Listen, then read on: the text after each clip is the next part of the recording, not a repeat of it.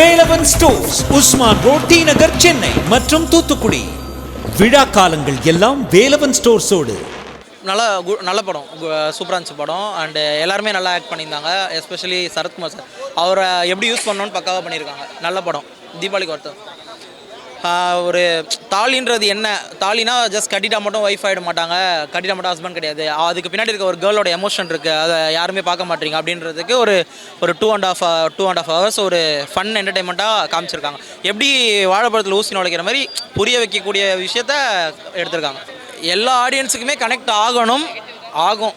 எல்லா பேரண்ட்ஸும் பார்க்கணும், எல்லா ஸ்டூடெண்ட்ஸும் பார்க்கணும் மோஸ்ட்டாக. அண்டு இந்த ஆணவ கொலைலாம் பேசியிருக்காங்க. அதெல்லாம் நல்லா எப்படி இந்த விஷயத்த பேசுனா மக்கள் இப்போ லைக் பைசன் படத்தில் பேசுகிற மாதிரி இல்லாமல் எப்படி நம்ம ஃபன்னாக எடுத்துகிட்டு போய் சேர்க்கணுன்ற கேட்டகரியில் இவங்க இந்த படத்தை கொடுத்துருக்காங்க. பக்கா காமெடியாக இருக்குது, பக்கா சென்டிமெண்ட் இருக்குது, பக்கா ஜாதி அரசியல் எல்லாமே பக்காவாக பேசியிருக்காங்க. ஆனால் எதையுமே பெரிய விஷயமாக பேசாத அளவுக்கு ஃபன்னாக பேசியிருக்காங்க. அவ்வளோதான், நல்லா பண்ணியிருக்காரு டேரக்டர். ப்ரோ படம்லாம் மூவிலாம் நல்லா இருந்துச்சு ப்ரோ. எந்த தப்பும் எந்த குறையும் சொல்ல முடியாது ப்ரோ.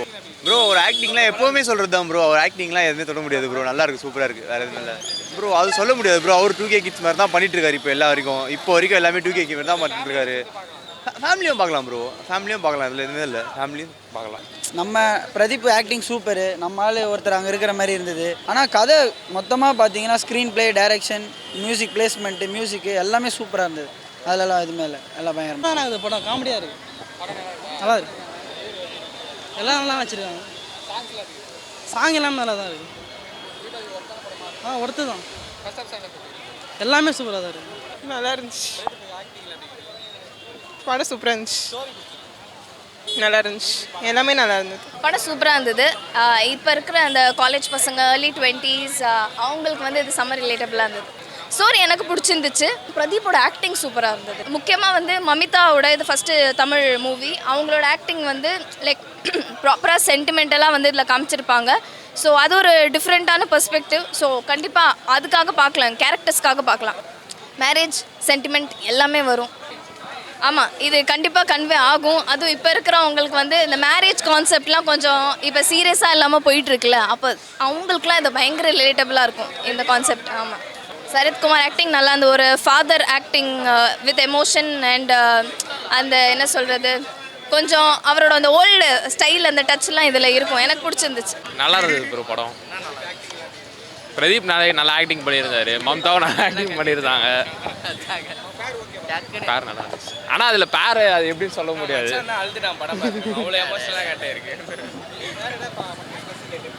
ஸ்பெசிஃபிக் டிஃப்ரெண்ட் ஸ்டோரி, வேறு நல்லா இருந்தது. இந்த ஸ்டைல் தான் ப்ரோ, ஸ்டைல் புதுசாக கொண்டு வந்திருக்காங்க. மற்றபடி நல்லா இருக்கு, ஆக்டிங்லாம் சூப்பராக இருந்துச்சு. 2 பேர் மமிதாவும் சரி. படம் அதானே நல்லா இருக்குது. அது படம் ரொம்ப சூப்பராக பண்ணியிருக்காங்க. எல்லாமே இருக்குது. என்ன கேட்டிங்கன்னா படத்தில் ஒரு சோஷியல் மெசேஜ் சொல்லியிருக்காங்க. அதனால் எல்லோரும் பார்க்கலாம். ஃபேமிலியாக கண்டிப்பாக பார்க்கலாம். வீட்டில் பெரியவங்க கூட பார்க்கலாம். நல்லா எடுத்திருக்காங்க. இப்போ இருக்கிற கண்டிப்பாக பார்க்கக்கூடிய படம் தான். ஃபெஸ்டிவல் மூடு தான். இப்போ இருக்கிற யங்ஸ்டர்ஸோட மைண்ட் செட் என்னன்னு ஃபேமிலிக்கு சொல்கிற மாதிரி இருக்குது. லைக் ஒருத்தவங்க ஏற்றுக்கிறது பொறுத்து தான், அதை நம்ம டிசைட் பண்ண முடியாது. எங்களுக்கு பிடிச்சிருந்துச்சு. நைட்டு எங்கள் ஃபேமிலியோட திரும்ப வர போகிறேன் நான். அவங்க என்ன சொல்கிறாங்க, நான் அதுக்கேற்ற மாதிரி தான். அந்த மெசேஜாக பார்த்தா பார்க்கணும்னு தான் நான் சொல்லுவேன். ஆனால் உங்களுக்கு பிடிக்குமானா அது டவுட்டே இல்லை. ஃபேமிலி ஆனால் பார்க்கணும்னு நான் சஜஸ்ட் பண்ணுறேன். பார்ப்போம், நல்ல படம் பார்க்கலாம். எனக்கு தெரிஞ்சு அந்த கதை, அந்த சோஷியல் மெசேஜ்னு ஒரு மேட்டர் ஒன்று சொல்லியிருக்காங்க. லைன் அவர் ஃபஸ்ட் டேரக்டராக நல்லா சொல்லியிருக்காரு. யூஸ்வல் லவ் ஸ்டோரி நினச்சிட்டு போவோம், யூஸ்வல் லவ் ஸ்டோரி மாதிரி இருக்காது. உள்ள ஒரு மேட்டர் இருக்குது, பாருங்கள், நல்லாயிருக்கும். எல்லாரும் ஆக்டிங்கும் நல்லா இருக்குது, மியூசிக் நல்லா இருக்குது ப்ரோ. எல்லாமே நல்லா. ஓவரால் மொத்த குரூமே சூப்பராக பண்ணியிருக்காங்க. சூப்பராக இருக்குது ப்ரோ, பார்க்கலாம். எதுவும் போர் அடிக்கிற மாதிரிலாம் இல்லை, எங்கேஜிங்காக தான் இருக்குது. ஸோ பார்க்கலாம், நல்லா தான் இருக்குது. ஸ்டோரி நல்ல ஸ்டோரி, எங்கேஜிங்காக இருக்கிற ஒரு ஸ்டோரி. ஸோ 150 rupees கொடுத்து போகிறது வர்த்து தான் சீரியஸாக. எனக்கு போன 3 படத்தோட ஆக்டிங்கோட இந்த வாட்டி நல்லா ஆக்ட் பண்ணியிருக்காரு. சாய் அபியங்கரோட மியூசிக் நல்லாவே இருக்குது, நல்லா ஸ்கோர் பண்ணியிருக்காரு. ஸோ அவ்வளோதான். நல்லா தானே இருந்துச்சா? எல்லாமே நல்லா தானே இருக்கு. எல்லாமே நல்லா இருக்கும். நான் பாருங்கள் எல்லாருமே இந்த ஆனர் கில்லிங்லாம் பண்ணுவாங்கல்ல, அதை பற்றி பேசுகிறாங்க. இந்த ஜாதி விஷயம் ஃபன்னாச்சு படம், என்டர்டெயின்மெண்ட்டாக. அதை நல்லா என்டர்டெயின்மெண்ட் இதில் காமிப்பாங்க. தீபாவளிக்கு நல்ல படம். சூப்பராக இருந்துச்சு. சாய் அபியங்கருக்கு தான் ஃபஸ்ட்டு படம் தமிழில். நல்லா அவங்களது ஃப்ரெஷ்ஷாக இருந்துச்சு. எப்பவுமே பார்த்த பேரோட இது புது மூஞ்சி பார்க்கறது நல்லா இருந்துச்சு. டிஃப்ரெண்டாக இருந்துச்சு. அதான் சொல்கிறேன், இந்த ஜாதி விஷயத்தையே நல்லா கொஞ்சம் ஸ்பெசிஃபிக்காக அதை ஃபோக்கஸ் பண்ணி எடுத்தாங்க. அதே என்டர்டைன்மெண்ட் வகையில் எப்படி காமிக்க முடியுமோ நல்லா காமிச்சாங்க.